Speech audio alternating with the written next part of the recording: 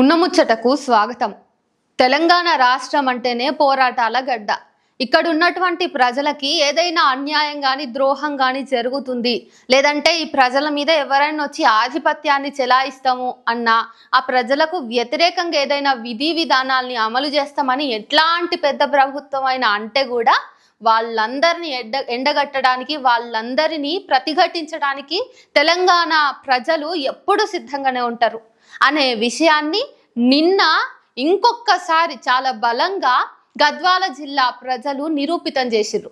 దాదాపు 14 గ్రామాల నుంచి వచ్చినటువంటి రైతులు ఎంత చక్కగా అంటే ఆ వీడియో చూస్తుంటే రోమాలు నిక్కబొడుచుకుంటున్నాయి. అబ్బా, తెలంగాణ పోరాటం ఇంకా సజీవంగానే ఉంది. ఇప్పటికైనా తెలంగాణలో ప్రజా వ్యతిరేక విధానాలు వస్తే ప్రజలు ఖచ్చితంగా తిరగబడతారు అనే ఒక నమ్మకాన్ని ఇచ్చినటువంటి ఘటన ఇది.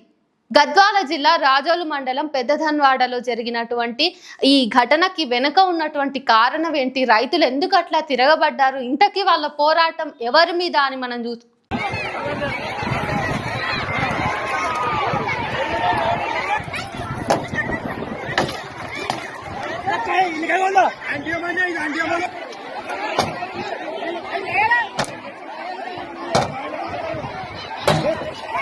అబ్బో దాన్ని పెట్టినారా నాయన సార్? అది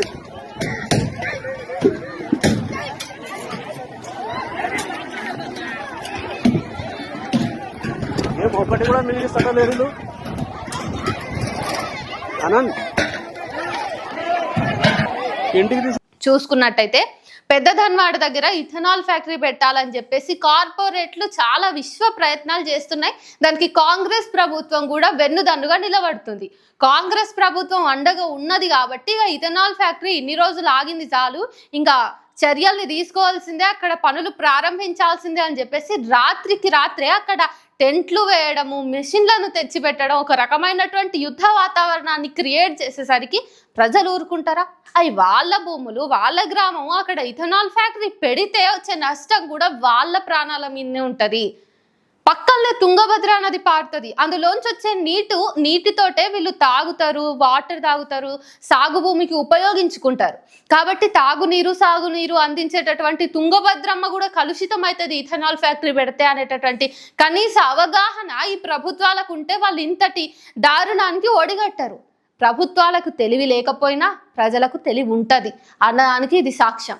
అందుకనే అక్కడ ప్రజలందరూ కూడా అవసరమే లేదు, ఇథనాల్ ఫ్యాక్టరీ మాకు వద్దే వద్దు, ఇదే గనక పెట్టినట్టయితే ఖచ్చితంగా రేపటి నాడు మేము పండించుకునే పంటలు కలుషితం అయితే, మాకు అసలు పంటలే వండకపోవచ్చు, మేము తాగే నీళ్లు కలుషితం అయితే, మాకు ఆరోగ్యం మొత్తం దెబ్బతింటది, లేని రోగాలన్నీ వచ్చి మేము పాడైపోతాము, కాబట్టి మాకు ఇట్లాంటిది వద్దు అని చెప్పేసి వాళ్ళు ప్రభుత్వానికి, కార్పొరేట్ సంస్థకు ధిక్కారంగా ప్రతిఘటిస్తూ వాళ్ళు నిలబడ్డారు.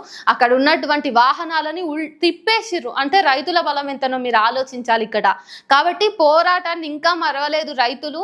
ఇప్పుడు కాంగ్రెస్ ప్రభుత్వం ఇప్పటికే హైడ్రా పేరుతోటి, ఆ తర్వాత ఫార్మా హౌస్, ఇవన్నిటి పేరుతోటి ఇప్పటికే చాలా విధ్వంసం చేసే ప్రయత్నం చేసింది. అడవులను నరికేటటువంటి ప్రయత్నం చేసినప్పుడు కూడా హెచ్సియు భూముల విషయంలో విద్యార్థులందరూ ఒక్కతాటి మీదకి వచ్చి పెద్ద ఐక్య సంఘటన లాగా జరిగి మొత్తానికి హెచ్సియు భూముల విషయంలో ప్రభుత్వం తోక ముడుచుకొని కూర్చునేటటువంటి పరిస్థితిని అయితే విద్యార్థులు తీసుకొచ్చారు.